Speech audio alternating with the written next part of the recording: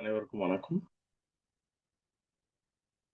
கர்த்தருடைய பெரிதான கிருபையினாலே உங்களுடைய சமூகத்திலே இந்த வேளையிலே இந்த செய்தியை நான் கற்றுக்கொண்ட சில பாடங்களை பகிர்ந்து கொள்வதிலே மிக மகிழ்ச்சி அடைகிறேன்.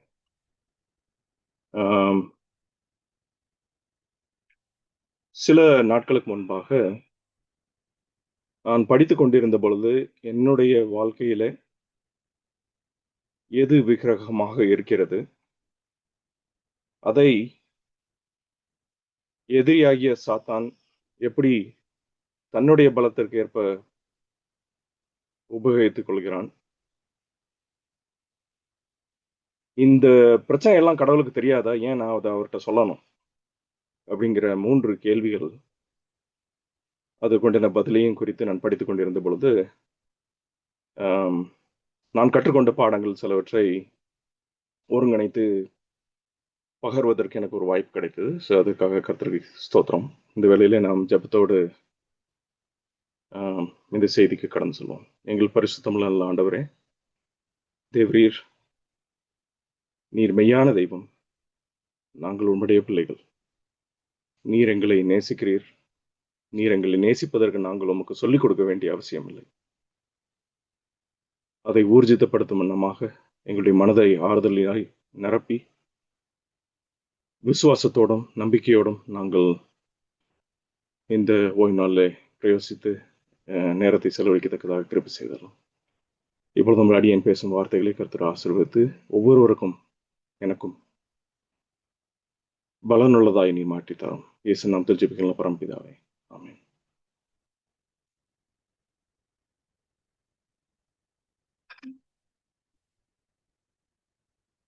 நம்முடைய வாழ்க்கையிலே நாம் விக்கிரகம் என்று நினைத்துக் கொண்டிருப்பது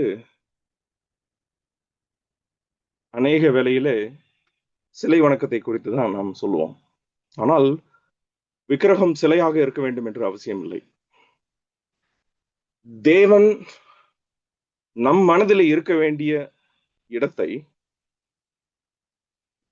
ஆக்கிரமிக்கிற எந்த ஒரு பொருளாகவோ, வாஞ்சையாகவோ, நம்பிக்கையாகவோ, ஆசைகளாகவோ, இல்ல நாம் நம்புகிற தவறான வாதங்களாக கூட இருக்கலாம். சில ஐடியாஸாக இருக்கட்டும், தப்பான ஐடியாஸாக கூட இருக்கலாம். அவைகள் நமக்கு விக்கிரகமாக மாற வாய்ப்பு இருக்கிறது. இன்றைய தினத்தில் 3 நவீன உலக விக்கிரகங்களை குறித்து நாம் பார்க்க போகிறோம். ஒரு கட்டுப்பாடே இல்லாத கவலை, எது குறித்தாலும் கவலை, மனம் பதபதைக்கிறது. இல்ல சில விஷயங்களை கடவுளை நம்புறேன், சில விஷயங்களை கடவுளை நம்ப முடியவில்லை அப்படின்னு ஒரு தடுமாற்றம் இருக்கிற ஒரு சூழல். ஆசை பரிசுத்தப்படாமல் இருக்கும் பொழுது அது இச்சையாக மாறுகிறது. அந்த இச்சை சில சமயத்தில் விக்கிரகமாக மாறுகிறது. அது மட்டுமல்லாமல் அநேக இன்ஃபர்மேஷன் நம்ம பார்க்கிறோம் இல்லையா? ஏகப்பட்ட தகவல்ல நம்ம பார்க்கிற பொழுது பொய்யான பல விஷயங்களை நாம் நம்பக்கூடிய சூழல் உருவாகிறது. அப்படி நம்பப்பட்ட பொய்களும் விக்கிரகமாக மாற முடியும். இது எல்லாத்தையும் விட்டு எப்படி நம்ம வெளியே வரணும் அப்படின்னு அதுக்கு வேதத்துல ஒரே ஒரு பதில் தான் இருக்குது. தேவன் நம் உள்ளத்தில் செயல்படுவதற்கு நாம் ஜெபத்தின் மூலமாக கொடுக்கிற சம்மதம், அது குறித்து தான் நின்று நாம் பார்க்க போகிறோம். இப்ப 80 வருஷம் ஆச்சு இல்லையா இந்தியா சுதந்திரம் வாங்கி.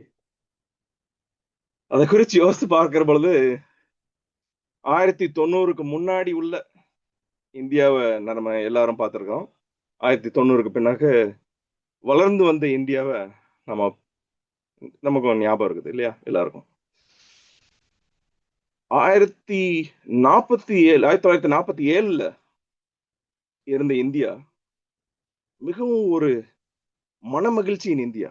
சுதந்திரம் பெற்றுவிட்டோம், நம்ம எல்லாம் ஒற்றுமையா இருக்கணும், எல்லாமே நல்லபடியா நடக்கணும், நம்ம சமுதாயத்துல சில பேர் தாழ்த்தி இருக்கிறவங்களையும் நம்ம மேல கொண்டு வரணும் அப்படின்னு சொல்லி நல்ல அருமையான சோசியலிஸ்ட் பிரின்சிபல்ஸ் எல்லாத்தையும் கொண்டு வந்து நம்ம பகிர்ந்து கொடுக்கணும், அவங்க கஷ்டப்படுறாங்க, அவங்கள நம்ம உயர்த்தணும் அப்படின்னு சொல்லி ரொம்ப தியாகத்தோடு உருவாக்கப்பட்ட ஒரு உலகம் இல்லையா? 1947ல போக போக முதல் ஜெனரேஷன் ரொம்ப தியாகத்தோட அந்த நாட்டுக்காக உழைச்சாங்க. 2வது ஜெனரேஷன் அதன் பலனை அனுபவித்தார்கள். நாங்கள் 3வது ஜெனரேஷன். எங்க காலத்துல வரும்போது எங்களுக்கு அது ரொம்ப பாரமாயிருச்சு. ஏன்னா சமுதாயத்துல இருக்கிற ஏற்றத்தாழ்வு எல்லாம் ரொம்ப வித்தியாசமாயிருச்சு. என்ட்ரன்ஸ் எக்ஸாம், அதுல ஒரு கோட்டா சிஸ்டம், அந்த கோட்டா சிஸ்டம்ல கட் ஆஃப்க்கு படிக்கணும். இது மாதிரி பல பிரச்சனைகள மத்தியில வளர்ந்து வரும்போது, ஒரு பிசாசோட ஒரு பழங்கால உத்தி ஒண்ணு நமக்கு தெரியுது. எதெல்லாம் நாம ஒற்றுமைக்காக நாம உருவாக்கணும் அப்படின்னு நினைச்சு நல்ல விஷயங்கள வைச்சாலும், ரொம்ப நீதியான விஷயம், நம்முடைய அடையாளத்தை மாற்றக்கூடிய விஷயம், நேர்மையான விஷயம், நமக்கு ஒரு உரிமை வேணும் இந்த நாட்டுல, எல்லாரும் சமம் அப்படின்னு நினைக்கிற உண்மையான விஷயங்கள நம்மை ஒருவருக்கொரு எதிராக மாறுற மாதிரி ஒரு ஆயுதமாக அவனால மாற்ற முடியும் இல்லையா? சோ நாம வந்து பின்னாடி நோக்கி பார்க்கும்போது இல்ல நான் இருந்திருந்தா அந்த இடத்துல ரொம்ப அந்த மாதிரி எல்லாம் செஞ்சிருக்க மாட்டேன் அப்படின்னு பல சமயத்துல நாம சொல்லுவோம். ஆனா அப்படிலாம் கிடையாது. அதை நான் உங்களுக்கு விளக்குறேன் இந்த சமயத்துல. இப்ப இஸ்ரேல் மக்கள் பத்தின கதைகளை நம்ம படிக்கும்போது ரொம்ப ஆச்சரியமா இருக்கும். இவ்வளோ அதிசயங்களை கடவுள் செஞ்சு அவங்கள கூட்டு வந்து வனாந்தரத்துல வச்சா ஒரு கண்ணுக்குட்டியை செஞ்சு இதுதான் யெகோவா அப்படின்னு சொல்லி அவங்க வணங்குறாங்க. அதை பத்தி நம்ம படிக்கும்போது நான்லாம் அந்த மாதிரி செஞ்சிருக்க மாட்டேன் அப்படின்னு தான் நம்ம யோசிப்போம்.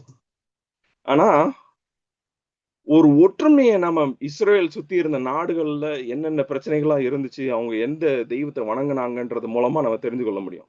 இப்ப கானான் தேசத்துல பாகால், அஷெரா என்ற 2 தெய்வங்கள் இருந்தது. அந்த தெய்வங்களை ஏன் அவங்க வணங்குனாங்க அப்படின்னா, அந்த தெய்வங்கள் புயலையும், மழையையும், செழிப்பையும் குறித்ததான தெய்வங்கள். அது அவங்களுக்கு தேவைப்பட்டுச்சு, அதனால அதை வணங்குனாங்க. பெலிஸ்தியர் எடுத்துக்கிட்டோம்னா, டேகான் அப்படிங்கிற ஒரு தெய்வம், பாகால் செகுப் என்ற ஒரு தெய்வம். எந்த தெய்வங்கள் அது அது எதை குறிக்குது? அவங்களோட தானியம், அவங்களுடைய அறுவடை, அவங்களுடைய வியாதிகள் இருந்து அவங்களுக்கு குணமாக்க வேண்டி இருந்துச்சு. அதுக்காக அதை தேடி அவர்கள் நாடினார்கள். அதே மாதிரி மோவாப், அம்மோன் தேசத்திலே கேமாஷ், மோலக் அப்படிங்கிற தெய்வங்களை வணங்கினார்கள். அடிக்கடி யுத்தத்தில் இருக்கிற அந்த மக்கள் யுத்தத்துல தங்களுக்கு வெற்றி வேணும், தங்கள் பிள்ளைங்களை பலி கொடுக்கறது மூலமாக தெய்வம் தன்னை திரும்பி பார்க்க வேண்டும் என்ற ஒரு எண்ணத்துல செய்தார்கள். அதே போல இஸ்ரவேலுக்கு வடக்கிலே 6ஆம் சீரியா தேசத்திலே ஹதாத், ரெமோன் என்கிற தெய்வங்கள். அது எதை குறிக்கிறது? புயல், இடி ஆகியவற்றை குறித்து, ஒழுங்கை குறித்தும் உண்டான தெய்வங்கள். இந்த பக்கம் பாபிலோன் நோக்கி பார்த்தோம்னா மருதுக் அப்படிங்கிற தெய்வத்தை வணங்கினார்கள். அதே போல அவங்களுக்கு என்ன பிரச்சனைகள்லாம் இருந்துச்சு? அவங்களிடத்துல வெற்றி வேணும் யுத்தத்துல. அவங்க சந்திரனை பார்த்து அவங்களுடைய நாட்களையும் எல்லாத்தையும் கணக்குல வச்சு செஞ்சிருக்கும் போது அவங்களுக்கு பயங்கர அதிசயமான ஒரு பொருளா கணக்கு தெரிஞ்சு, அதனால அந்த கடவுளை விட்டுறவே கூடாதுன்னு சொல்லி வணங்கினாங்க. அதே போல பெர்ஷியா நாட்டுல நன்மை தீமை குறித்தான போராட்டங்களை வைத்து அஹுரா மஸ்தா அப்படிங்கிற ஒரு தெய்வத்தை வணங்கினார்கள். அப்ப ஒவ்வொரு தேசத்தையும் நாம் பார்க்கிற பொழுது அவர்களுக்கு இருந்த பிரச்சனையை உரித்தான தெய்வங்களை தான் அவர்கள் உருவாக்கினார்கள். இதுல எதுவும் அவங்க பெருசா போய் நான் இந்த தெய்வத்தை தான் வணங்கணும் அப்படிலாம் கிடையாது. எகிப்து பாத்தீங்கன்னா நமக்கு வந்து மோசே வந்து ரொம்ப தெளிவா சொல்லிட்டாரு இஸ்ரேல் மக்கள்கிட்ட, நான் வந்து அந்த தெய்வங்களோட பேரை உங்களுக்கு உச்சரித்து சொல்ல மாட்டேன்.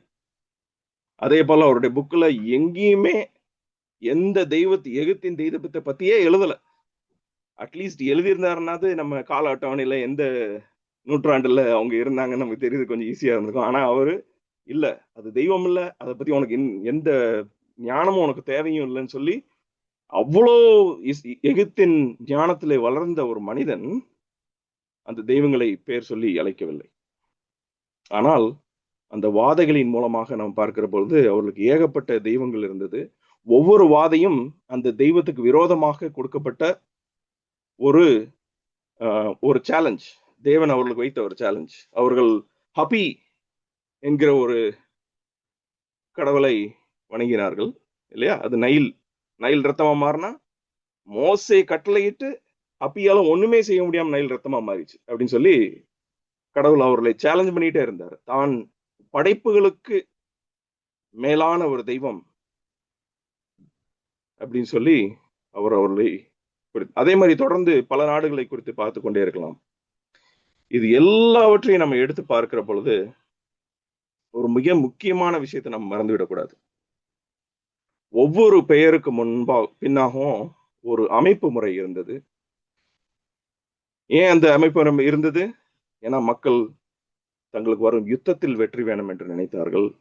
தங்களுக்கு பாதுகாப்பு இருக்கணும், தங்களுடைய இன்பம் என்றும் போய்விடக்கூடாது என்று நினைத்தார்கள், தங்களுக்கு அதிகாரம் வேண்டும் என்று நினைத்தார்கள், தனக்கு வியாதியிலிருந்து குணம் வேண்டும் என்று நினைத்தார்கள், ஏகப்பட்ட பஞ்ச காலத்துக்கு மத்தியில தங்களுக்கு செழிப்பு வேணும் என்று நினைத்தார்கள். அதைத்தான் அவர்கள் நாடினார்கள். இதுல நமக்கு எல்லாம் பார்த்தோம்னா இஸ்ரேல் மக்களை இப்ப நம்ம திரும்பி பார்த்தோம்னா அவங்க எஞ்சி ஜீவனுள்ள தேவனை நான் இன்னைக்கு மறக்க போறேன் அப்படின்லாம் அவங்க முடிவெல்லாம் எடுக்கல. அவருடைய தவறு முதலில் சிறிதாகவும் நியாயமான தோற்றத்துடனும் இருந்தது. ஒரு சின்ன விஷயம் அவங்களுக்கு தேவைப்பட்டுச்சு. அது அந்த தெய்வத்தை கும்பிட்டோம்னா உனக்கு கிடைச்சிரும்னு அவங்களுக்கு சுத்தி இருந்த மக்கள் சொன்னாங்க. போய் கேட்டாங்க. ஒரு விஷயம் அவங்களுக்கு கவலையா இருந்துச்சு. மழை பெய்யுமா இல்லையான்னு தெரியல. கானான் மக்கள் எல்லாம் பாகால கும்பிடுறான். எப்படி நாமளும் கும்பிட்டோம்னா நல்லதா இருக்குமே, இந்த தேசத்தின் தெய்வம் அது அப்படின்னு சொல்லி ஒரு கவலையில போய் கும்பிட்டாங்க. அதே போல அவருடைய மனதிலே முழுவதுமாக தேவனிடத்தில் ஒப்பு கொடுக்காத ஆசைகள் இருந்தது. அந்த ஆசைகளை நிவர்த்தி செய்வதற்காக அவதூறான சில காரியங்களை அவர்கள் செய்தார்கள். அதே போல தங்களுடைய சமூகத்திலே சொல்லப்பட்ட பொய்களை அவர்கள் நம்பினார்கள். அதனாலே அவர்கள் தேவனை விட்டு விலகினார்கள். இந்த தவறுகள் எல்லாம் அவர்கள் டெலிபரேட்டா ஒரு நாள் எந்திரிச்சு தேவனை மறக்க போறேன் அப்படின்னு சொல்லி நடக்கல. இதெல்லாம் சின்ன சின்ன விஷயங்கள்ல நடந்துச்சு. அதை நாம மறந்து விடக்கூடாது. ஆகையினால இந்த பிரச்சனைகள் எல்லாவற்றையும் நம்ம தொடர்ந்து பார்க்கிற பொழுது நமக்கும் இதே பிரச்சனைகள்லாம் இருக்கு. டேபிள்ல ஃபுட் வேணும் இல்லையா? ஆகாரம் வேணும் நமக்கு. அதுபோல நம்முடைய பிள்ளைகள் வளர வேண்டும். நமக்கு ஒரு பாதுகாப்பான ஒரு இடத்துல ஒரு வீடு வேணும். மனமகிழ்ச்சியா இருக்கிறதற்கு சில ட்ரிப் வேணும். அட்லீஸ்ட் நம்ம வேலை செய்யற இடத்துல கொஞ்சமாவது வளரணும். ஒரு அதிகாரம் இருந்தா நல்லா இருக்கும். நம்முடைய பிள்ளைகளோட சுக வாழ்வோடு இருக்கணும். இதுதான் ஒரு சாதாரண மனிதருடைய கவலை. இதுதான் அவர்களுடைய தேவையா இருந்தது. இந்த தேவைகளுக்காக அவர்கள் விக்கிரகங்களை உருவாக்கி கொண்டார்கள். இப்பயும் நாம என்ன சொல்லிக்கிறோம் அப்படின்னா, ஆண்டவரே இவ்வளோ வேலை இருக்கு எங்களுக்கு. சில பத்தி யோசிக்கணும், எங்க பிள்ளைய பாத்துக்கணும், எங்களுடைய பாதுகாப்பு விஷயங்களை நாங்க கவனிக்கணும். ஒரு வீடு இருந்தா நல்லா இருக்கும், வீட்டுக்கு டியூ கட்டணும். ஆண்டவரே அந்த ட்ரிப்புக்கு போனேன், கிரெடிட் கார்டுக்கு பில் கட்டணும். எப்படியாவது ஒரு நல்ல எக்ஸ்ட்ரா வேலை பார்த்துட்டேன் விடிய விடிய அப்படின்னா எனக்கு ஒரு ப்ரொமோஷன் கிடைக்கும் அப்படின்னு சொல்லி அந்த விஷயங்களை குறித்து நாம் கவலைப்பட்டு கொண்டு தேவன் சொல்றேன், ஆண்டவரே கொஞ்சம் பிஸியா இருக்கும், அதனால இந்த ஓட்டைங்களை விட்டுருங்க, இன்னைக்கு விட்டுருங்க, நாளைக்கு நம்ம சேர்த்து செஞ்சிடலாம் அப்படின்னு சொல்லி தேவனை பின்தள்ளுகிற ஒரு வாழ்க்கையோடு இருக்கிறோம். இதைத்தான் இஸ்ரேல் மக்கள் முன்னாடி செய்தார்கள். அதை விக்கிரகங்களின் நாமங்களை கொண்டு அவர்கள் செய்தார்கள். நாம் ஒரு நாமம் அதற்கு கொடுக்க விட்டாலும் நாம் செய்கிற யுக்திகளின் மூலமாகவும் நமது மனதின் வாஞ்சைகளின் மூலமாகவும் அதை செய்கிறோம். ஆகையினால நாமும் விக்கிரகத்துக்கு கீழே விழுவதற்கான வாய்ப்பு உருவாக்கி கொண்டு விடுகிறோம். ஆகையினால நம் மனதில் மிக முக்கியமான விஷயங்களை கொள்ள வேண்டும். விக்கிரகம் என்பது ஜீவனுள்ள தேவன் குடியிருக்க வேண்டிய மனதின் இடத்தை ஆக்கிரமிக்க ஆக்கிரமிப்பதுதான். அது ஒரு சிலையா தான் இருக்கணும் அப்படின்னு அவசியம் இல்லை. பிசாசால் நல்ல நம்பிக்கையான விஷயங்களையும் தேவன் நம் மனதில் வைத்திருக்கிற ஆசை ஆசை என்பது கடவுள் நம்ம மனசுல வைக்கணும்னு அவசியமே கிடையாதுல்ல. ஒரு சிப்பை வச்சு ப்ரீ ப்ரோக்ராம் பண்ணி இந்த சிப்ல இந்த பட்டன் அமுக்குனா மைக்ரோவேவ் மாதிரி சூடு பண்ணி இறக்குனா போதும் அப்படின்னு சொல்லி அவர் முன்னாடியே ப்ரீ டிசைன் பண்ணி வச்சிருக்கலாம். ஆனா நாம் பார்க்கிற விஷயங்களை ஆசைப்படுவதற்கு உண்டான தன்மையை தேவன் நம்ம இருதயத்துல வைத்தார். அந்த தன்மையையும் நாம் புரிந்து கொள்கிற எல்லாவற்றையும் சாத்தானால் என்ன பண்ண முடியும்? ஒரு விக்கிரகமாக மாற்ற முடியும். இந்த வேளையிலே 3 முக்கியமான விக்கிரகங்களை குறித்து நாம் பார்க்க போகிறோம். முதலாவது, கட்டுப்பாடற்ற கவலை. இப்ப நான் படித்துட்டு வரும்போது எங்க அப்பாவுக்கு இவன் தேர்வானான்னு ஒரு பயம் வந்துருச்சு. உடனே காலையில 5:30 கிளம்பி 6 மணிக்கு ஒரு டியூஷன், 7 மணிக்கு வீட்டுக்கு வந்தா 7ல இருந்து 8:30க்கு ஒரு டியூஷன், 8:30க்கு ஸ்கூலுக்கு போனா ஸ்பெஷல் கிளாஸ், ஸ்கூல் முடிஞ்சதுக்கு அப்புறம் 5ல இருந்து 6 வரைக்கும் ஒரு டியூஷன், வீட்டுக்கு வந்து சாப்பிட்டு போனா 7ல இருந்து 8:30 வரைக்கும் ஒரு டியூஷன், அப்படி சொல்லி வச்சுட்டாரு நாளை ஃபுல்லா பேக் பண்ணி. அவரை பொறுத்த மட்டுக்கும் பையன் அழிஞ்சிடக்கூடாது அப்படிங்கறதான் அவரோட இது. ஆனா அது பயத்தினால் உண்டான ஒரு யுக்தி. அது எப்படி ஆச்சுன்னு கடவுளுக்கு அவருக்கு தான் தெரியும். ஆனா தேவன் என்னை கைவிடவில்லை. ஏகப்பட்ட விஷயத்துல நம்மளுடைய கவலை நம்முடைய தீர்மானங்களை நிர்ணயிக்கிறது. ஏசாயா 26வது அதிகாரம் 3வது வசனத்திலே, உம்மை உறுதியாய் பற்றி கொண்ட மனதையுடையவன் உம்மையே நம்பியிருக்கிறபடியால் நீர் அவனை பூர்ண சமாதானத்தோடு காத்துக்கொள்வீர் என்று சொல்லுகிறார். சமாதானம் என்பது பயத்திலே இருக்கிற ஒரு விஷயம் இல்லை. சமாதானம் என்பது தேவனை நாம் விசுவாசிப்பதனால் ஒரு உறுதிப்படுத்தப்பட்ட ஒரு மனநிலை. அந்த மனநிலை அடைவதற்கு நம்முடைய பிரச்சனைகளை முன்னிறுத்தி நாம் அதை வைத்து முடிவெடுக்க கொடுக்க கூடாது. தேவன் எனக்கு உண்மையாக இருப்பார் என்பதை முன்னிறுத்தி நாம் முடிவெடுக்க வேண்டும். அப்ப என்ன பண்ணணும்? ஒரு பிரச்சனை வரும்போது நம்முடைய மனதை மீண்டும் ட்ரெயின் பண்ணணும். எப்படி பயிற்றுவிக்கிறது? தேவனுடைய வாக்குத்தத்தத்தை நம்பி அதை பயிற்றுவிக்க வேண்டிய ஒரு சூழல் நாம் உருவாக்க வேண்டும். பிலிப்பியர் 2வது அதிகாரம் 5வது வசனத்துல, கிறிஸ்து இயேசுவில் இருந்த சிந்தையே உங்களில் இருக்க கடவுது என்று சொல்கிறார். ஜீசஸ் எல்லா சூழ்நிலையிலையும் இயேசு கிறிஸ்து என்ன பயந்துட்டா இருந்தார்? இல்ல. தேவனுடைய பிரசன்னம் தன்னோடு இருக்கிறது என்று உற்சாகத்தோடு அவரு எல்லாவற்றையும் செய்ய முடிந்தது.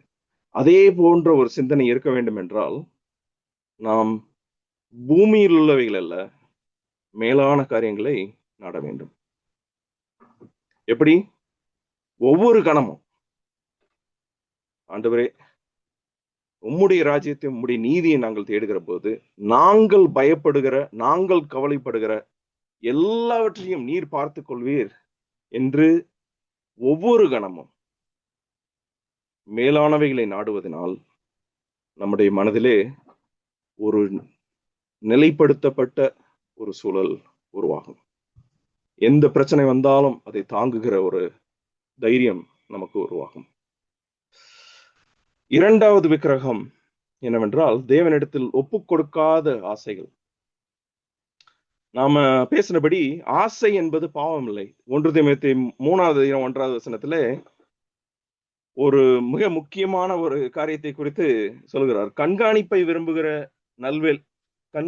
விரும்புகிறவன் நல்வேலையை விரும்புகிறான் என்று சொல்கிறார். அதை எதை குறித்து சொல்கிறாருன்னா, ஒரு ஒரு பாஸ் ஆகணும் அப்படிங்கிறது ஒரு நல்ல விஷயம் தான், தப்பு இல்ல. You can be an overseer. அடுத்தவங்களோட வேலையை கண்காணிக்கிறது, நீ வாஞ்சிக்கிறது, நீ வேலையில முன்னேறணும்னு நினைக்கிறது நல்ல விஷயம் தான், அது தப்பு கிடையாது அப்படின்னு சொல்லி தேவன் சொல்லுகிறார்.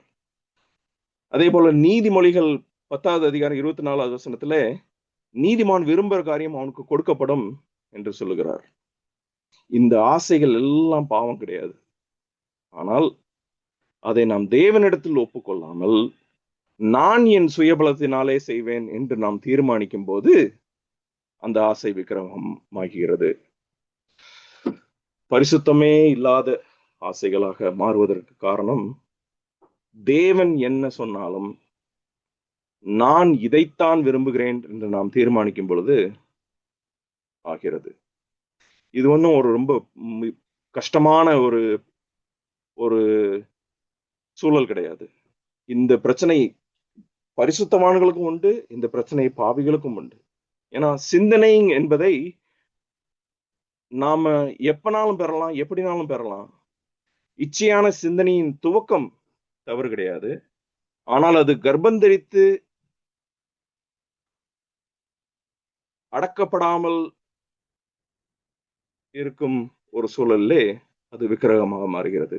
இப்ப யாக்கோபு 1:14-15 வசனத்திலே, இச்சையானது கர்ப்பந்தரித்து பாவத்தை பிறப்பிக்கும், பாவம் பூரணமாகும் போது மரணத்தை பிறப்பிக்கும் என்று வாசிக்கிறோம். தேவன் நம் சரீரத்திலே ஆசைகளை உண்டாகும்படியாக வைத்திருக்கிறார். அது தேவனால் ஒப்பு கொடுக்கப்பட்ட ஆசையாகவும் இருக்கலாம், தேவனுக்கு விரோதமான ஆசையாகவும் இருக்கலாம். தேவனுக்கு விரோதமாக ஆசை இருக்கும் என்றால் நாம் ஆவியானவரை நாட வேண்டும்.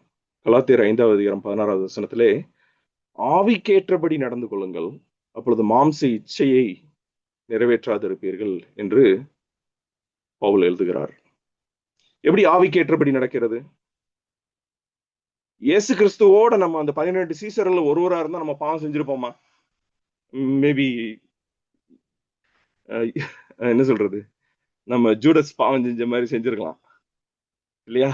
ஆனா ஆண்டவர் நம்ம கூட இருந்திருந்தா நம்ம பாவம் செஞ்சிருப்போமா?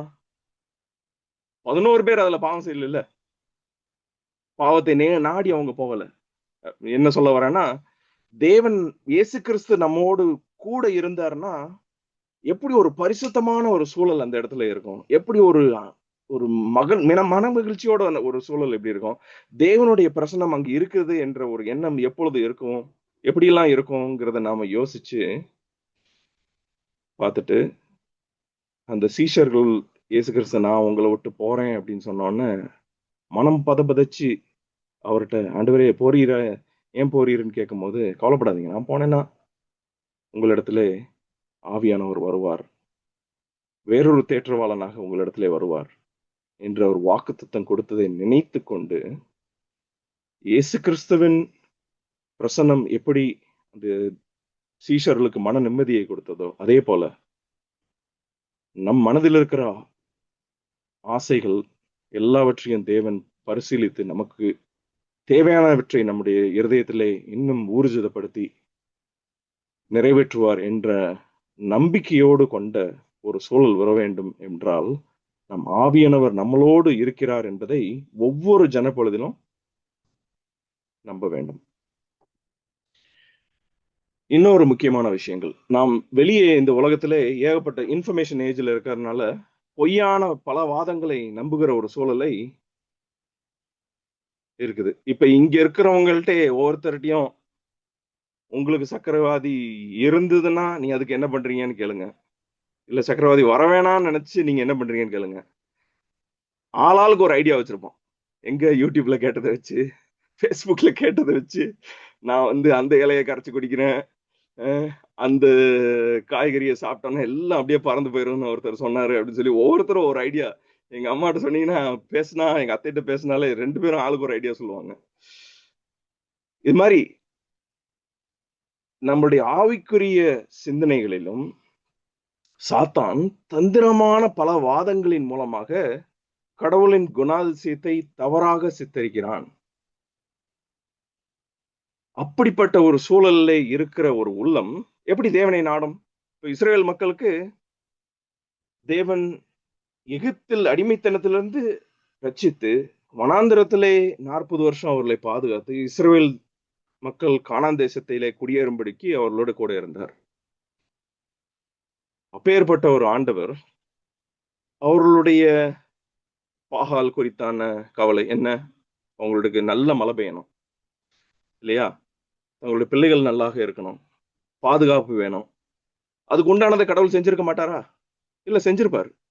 ஆனா அவர்கள் தங்களை சுத்தி இருக்கிறவர்கள் சொன்ன யுக்திகள், வாதங்களை கேட்டு கேட்டு கேட்டு கேட்டு அதை நம்பத் தொடங்கினார்கள். அதுதான் வழி என்று நம்பத் தொடங்கினார்கள். அப்ப தவறான விஷயங்களை நாம் நம்பும் பொழுது அது ஒரு விக்கிரகமாக மாறுவதற்கு நமக்கு வாய்ப்பு இருக்குது. இப்போ உண்மையையும் பொய்யையும் வித்தியாசம் பார்க்கலாமா? தேவன் என்னை நேசிக்கிறார், என் ரட்சிப்பை விரும்புகிறார் என்பது உண்மை. ஆனால் வேதத்தை படிக்கும் பொழுது தேவன் என்னை தண்டிக்க காத்திருக்கிறார் என்றும் சில பேர் புரிந்து கொள்கிறார்கள், இல்லையா? தேவனுடைய கட்டளை என் நன்மைக்காகவே வழங்கப்பட்டது அப்படின்னு சொல்றதுதான் உண்மை. ஆனா சில பேரு இந்த கட்டுப்பாடு என் மன திருப்தியை வர்றதுக்கு தடுக்குது, இது எனக்கு தேவையே இல்லை, நான் நினைச்சதுதான் செய்வேன் அப்படின்னு சொல்லி நினைக்கிறாங்க.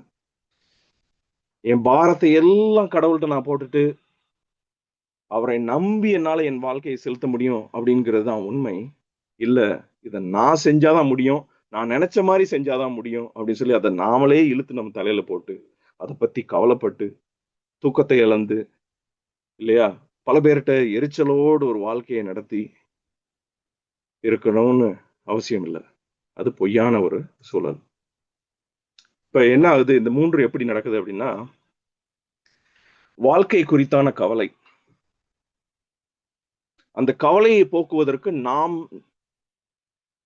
நினைத்து கொள்கிற, கேட்டு பழகிய பொய்யான ஒரு விளக்கம், அதை நாம் நம்பும் பொழுது நம்முடைய மனதிலே ஆண்டவருடைய நீதியையும் அவருடைய நியாயத்தையும் தேடுங்கள், அப்பொழுது இவை எல்லாம் கூட கொடுக்கப்படும் என்று சொன்ன வாக்கு தத்தத்தை மறந்து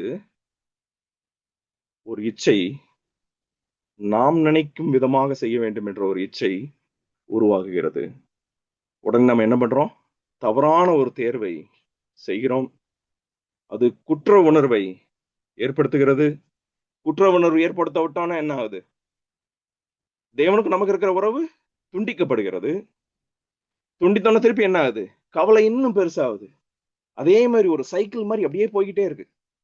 கவலை, பொய்களை நம்புகிறோம், நாம் செஞ்சாதான் உண்டு என்று நினைக்கிறோம், தவறான தேர்வுகளை செய்கிறோம், குற்ற உணர்வுகளை கஷ்டப்படுகிறோம், திருப்பி கவலை, அப்படியே போய் போய் போய் போய் தேவனை விட்டு சின்ன விஷயங்கள்ல கூட தவறக்கூடிய ஒரு சூழலை நாம நமக்கே உருவாக்கி கொள்கிறோம்.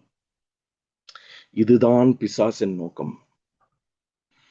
அவனுடைய நோக்கம் நமக்கு தீமையை உணர்த்துவது மட்டுமல்ல, அவனுடைய நோக்கம் தேவனுடைய குணத்தை தவறாக சித்தரிப்பது, நாம் நம்மை கிறிஸ்துவிடம் இருந்து பிரிப்பதுதான் அவனோட நோக்கம். ஆகையினால சில விஷயங்களை நம்ம ஞாபகம் வச்சுக்கணும். நம்மளுடைய எண்ணம் நம்பிக்கை இல்ல. சில சமயங்கள்ல தவறான விஷயங்கள் நம்ம யோசிச்சுட்டு இருப்போம். ஆனா அது நமக்கு ஒரு பிலீஃப் சிஸ்டம் ஆகணும்னு அவசியம் இல்லை. அதை நம்ம நம்பி அதுதான் நம்முடைய வாழ்க்கைன்னு நினைக்கணும்னு அவசியம் கிடையாது. அதுதான் தீர்வு என்று நினைக்க வேண்டிய அவசியம் இல்லை. நாம் ஊர்ஜிதமாக நினைக்கிற பல விஷயங்களை நாம முடிவு என்று நினைக்க வேண்டிய அவசியம் இல்லை. அதை குறித்து எவ்வளவு நாளும் யோசிக்கலாம், யோசிக்கிறது தப்பு இல்லை. ஆனா அது ஒரு முடிவு கிடையாது, அது வெறும் யோசனை. எப்பேற்பட்ட சோதனை வந்தாலும் அது நம்மை பாதிப்பதற்கு நாம் அதற்கு கொடுக்கும் சம்மதம் இல்லை. அந்த சோதனைகளை நாம் என்ன செய்ய வேண்டும் என்றால், இந்த போராட்டம் உண்மையானது என்பதை முதலில் அக்னாலேஜ் பண்ணணும். இதைத்தான் எபேசியர் 6வது அதிகாரம் 12வது வசனத்திலே சொல்லுகிற போது, நாம் போராடுகிறது மாம்சத்தோடும் இரத்தத்தோடும் அல்ல, துரைத்தனங்களோடும் அதிகாரங்களோடும் வான மண்டலங்களில் உள்ள பொல்லாத ஆவிகளின் சேனைகளோடும் நாம் போராடுகிறோம் என்று பவுலார் சொல்லுகிறார். நாம் எதை குறித்து கவலைப்படுகிறோமோ, நாம் எந்த ஆசைகளை தேவனிடத்தில் ஒப்படைக்காமல் இருக்கிறோமோ, எந்த வாதங்களை குறித்து யோசித்து இது வேதத்தில் போட்டிருக்கிறதா, எழுதியிருக்கிறதா என்று நாம் யோசிக்காமல் இருக்கிறோமோ, அந்த விஷயங்களை தான் சாத்தானால் எடுத்து தனக்கு சாதமாக மாற்ற முடியும். அப்ப என்ன செய்யணும்? ஜெபம் பண்ணணும். எப்படி ஜெபம் பண்றது? ஜெபம் பண்றதுக்கு முன்னாடி 3 விஷயத்தை ஞாபகம் வச்சுக்கணும். நம்மளுடைய தேவன் சர்வ வல்லமை உள்ளவர் இல்லையா? நம் மனதில் இருக்கிற எப்பேற்பட்ட கவலை, இச்சை, பொய், என்ன விஷயம் இருந்தாலும் அதை எல்லாத்தையும் விட வல்லமை உள்ளவர். நாம கடவுளுக்கு யுக்தி கொடுத்து நீண்டமான ஒரு ஜெபம் பண்ணணும்னு அவசியம் கிடையாது. ஏன்னா அவருக்கு எல்லாம் முடியும்.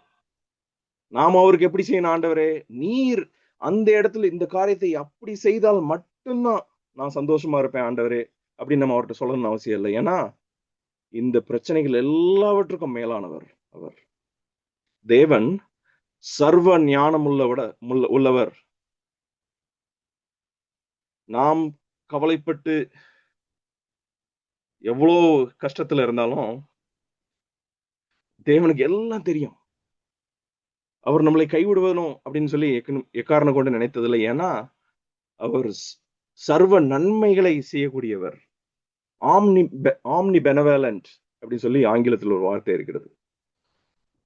ஆம்னிபோட்டன்ட், சர்வ வல்லமை உள்ளவர். ஆம்னீஷியன்ட், சர்வ ஞானம் உள்ளவர். அவருக்கு தெரியாத விஷயமே கிடையாது. அதே மாதிரி ஆம்னி பெனவலண்ட் அப்படின்னா நாம சொல்லிதான் அவர் நன்மை செய்யணும்னு அவசியம் கிடையாது. அவர் நன்மை செய்யக்கூடிய தெய்வம். ஏன்னா அவர் நல்லவர். நம் தேவன் நல்லவர். நம் கேட்பதற்கு முன்பாகவே நன்மையானதை கொடுக்க ஏற்கனவே தயாராக இருப்பவர். இதுதான் உண்மை. சர்வ வல்லமை உள்ளவர், சர்வ ஞானம் உடையவர், சர்வ நன்மைகளை செய்கிறவர். அப்பேற்பட்ட ஒரு கடவுள்கிட்ட நாம் ஜெபம் பண்ணும் போது ஏன் ஜெபம் பண்ணணும்? அவர் தகவல் சொல்லவா? இல்ல. தேவன் நம் உள்ளத்தில் செயல்படுவதற்கு நாம் அளிக்கும் சம்மதம் தான் ஜெபம். அவர் ஏற்கனவே நல்லவர், அவர் ஏற்கனவே வல்லமையுள்ளவர், அவர் ஏற்கனவே அனைத்தையும் அறிந்தவர், சர்வ ஞானத்தையும் உடையவர். அதே போல அவர் நம்மளுடைய சுதந்திரத்தையும் மதிக்கிற ஒரு தெய்வம். நாம் வேணாம் அப்படின்னு சொல்லி அவரை நிராகரிக்கிற பக்கத்துல அவர் என்ன பண்ண மாட்டாரு? நமக்கு ஒரு கிஃப்டா கொடுத்த அந்த சுதந்திரத்தை அவர் வயலேட் பண்ண மாட்டார். ஆக நம்ம ஜெபம் என்னது அப்படின்னா, தேவனுக்கு கொடுக்கும் தகவல் அல்ல, தேவனுக்கு நாம் கொடுக்கும் யுக்தி அல்ல. ஜெபம் தேவன் நம் உள்ளத்திலே செயல்படுவதற்கு நாம் அளிக்கும் சம்மதம். அதை மனதில் வைத்து நாம் தேவனிடத்திலே ஒப்பு கொடுக்க வேண்டும். நம் வேதத்திலே இயேசு கிறிஸ்து கற்றுக் கொடுத்த அந்த ஒரு ஜெபத்துல ஒரு சென்டென்ஸ் எடுத்து பார்த்தோம்னா, உம்முடைய ராஜ்யம் வருவதாக, உம்முடைய சித்தம் பரமண்டலத்திலே செய்யப்படுவது போல பூமியிலும் செய்யப்படுவதாக என்ற 2 வாக்கியங்களை எடுத்துக்கிறோம். உம்முடைய ராஜ்யம் வருவதாக என்று ஏன் சொல்ல வேண்டியிருக்கிறது? இந்த உலகத்திலே பிசாசு நம் மனதில் இருக்கிற பாரங்களையும், நாம் கேட்கிற தவறான வாதங்களையும், நம் தேவனிடத்திலே ஒப்பு கொடுக்காத ஆசைகளையும் பயன்படுத்தி நம்மை ஒடுக்கவும் அடக்கவும் அவனால் முடியும். ஆகையினால் அவருடைய ராஜ்யத்தின் மேல் கண் வைத்து, ஆண்டவரே உம்முடைய ராஜ்யம் வருவதாக என்று நாம் விண்ணப்பம் செய்ய வேண்டும். அதே போல ஜெபம் தேவனிடத்திலே நாம் கொடுக்கும் என்னது? இன்ஃபர்மேஷன் இல்ல. ஜெபம் நமக்கு கொடுக்கிற, ஆண்டவருக்கு கொடுக்கிற கன்சென்ட். உம்முடைய சித்தம் பரமண்டலே செய்யப்படுவது போல பூமியிலும், குறிப்பாக என் வாழ்க்கையிலும், என் பிள்ளைகளின் வாழ்க்கையிலும், என் கூட வேலை செய்கிறவர்கள் வாழ்க்கையிலும், நான் எதை குறித்து நான் கவலைப்படுகிறேனோ அந்த விஷயங்கள் எல்லாவற்றிலும் ஆண்டவரே நீர் இறங்கி வேலை செய்வதற்கு நான் உமக்கு இந்த சூழலை ஒப்புவிக்கிறேன் என்று அவருடைய சித்தத்தை அழைக்கிற ஒரு விஷயம்தான் ஜெபம் என்பதை மனதில் வைத்து நாம் ஜெபம் செய்வோம். நாம் ஜெபிக்கும் போது தேவன் அதை கேட்கிறார். நாம் ஜெபிக்க வேண்டும் என்று நினைப்பதையும் அவர் கேட்கிறார். ஆண்டவர்தான் இதை செய்ய வேண்டும் என்று நாம் மனதிலே நினைப்பதற்கு முன்பாகவே அவர் செய்ய வாஞ்சையாக அதற்குண்டான ஆயத்தங்களை செய்கிறார். நாம் மனம் பதப்பதைத்து ஒவ்வொரு காரியத்தையும் செய்து விக்கிரகங்களை உருவாக்க வேண்டிய அவசியமில்லை. தேவனிடத்தில் நாம் ஒப்புக் கொடுப்போம். தேவன் ஒவ்வொரு சூழலையும் நமக்கு உகந்ததாக, நாம் எதை குறித்தெல்லாம் கவலைப்படுகிறோமோ அதை தீர்த்து, எதெல்லாம் அவர் கூட கொடுக்கப்படும் என்று வாக்களித்தாரோ அவை எல்லாவற்றையும் நமக்கு தருவார். கர்த்தர் தாமே உங்களையும் என்னையும் ஆசீர்வதிப்பாராக. ஆமென்.